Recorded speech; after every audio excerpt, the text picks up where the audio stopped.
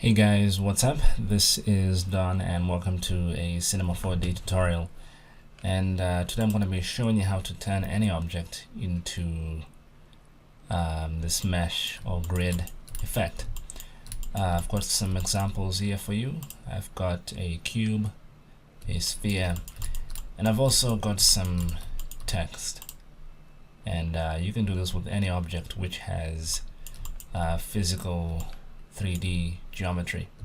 Okay, so let's take a look at how we do this. If I get a cube, for example, let's push up the segments to 5 by 5 by 5, and it's as simple as going to the array icon and getting the atom array tool and put this into put your cube into the atom array, and you will get this grid effect. And you can go to the cylinder radius, which basically means the width of the lines, and you also have the sphere radius, which is the size of these joints. So if I set both of these to 1 and 1, that looks pretty good. And you also have subdivisions, and depending on how soft you want this to look or how jagged you want it to look, you can adjust it accordingly. I'm going to leave it at 3 subdivisions, and I will go to the cylinder radius, set it to 0.1, and the sphere radius to 0.1.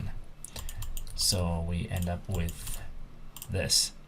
And I find this looks pretty cool if you get a material, switch off all the channels except for the luminance, and drop this on. And I think that looks pretty cool.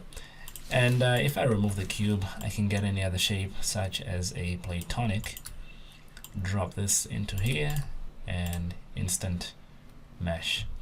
Okay, let's take a look at how we do this with text.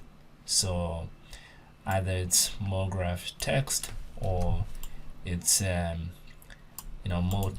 text made from splines. The procedure is the same. So I'm gonna type in Meshify, and let's get extrude knobs and drop this into here, and let's maybe increase the depth to 35, and I'm gonna keep the font the same. Okay, let's drop this into the atom array, and let's see what we have. Maybe adjust the cylinder radius to 0.1 and the sphere radius also to 0.1. Let's drop our material, and if I render, I get this. Now this looks pretty cool, but what if I want an equal distribution of blocks, like the example which I showed you at the beginning? There's a few steps we have to take to get to that point. First of all, let's just shut this off. I'm gonna go to options and set layer color, so I'll be seeing the default gray tone, and then when I finish, I will go back to the normal color mode.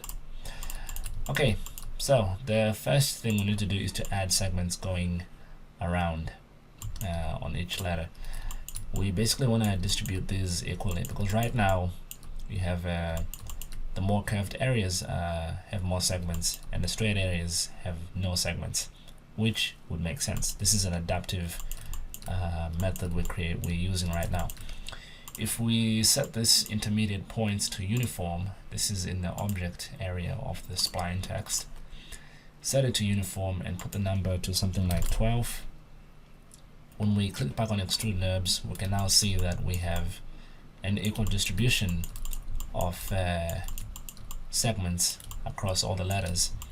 Some letters like the S, which are generally more curved than others, still have a lot more segments, but this looks a lot better than it did just on adaptive. So let's set this to uniform, and maybe just 8 segments will do. It just reduces the number. So that's one set of segments. The other set needs to be going down. So instead of having long rectangles, we want smaller squares. And for this, we go to the extrude knobs itself, go to the Object tab and set the subdivision to 5 or higher, just depending on your scene. I think 7 is going to work pretty good for me. So now we have segments going back. And lastly, we need segments on the individual faces, because if I enable atom array right now and do a render, you can see we have something which looks pretty cool actually. But you know, you may want to close up the front faces and the back faces too. So for this, we go to the caps tab, the start and the end. You can add a fillet cap if you wish. That adds this cap, this beveled edge at the front and at the back. We can maybe lower the radius to 2 and 2, and that will create an interesting edge. But if you want to have the whole face subdivided, you go to down here where it says type and set this to quadrangles and then regular grid, and then lower this number. By default it's 10.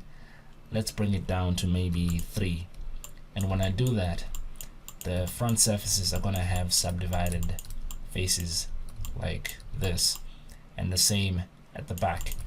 So now when I render with the atom array switched on, I have the whole thing turned into a mesh or grid effect.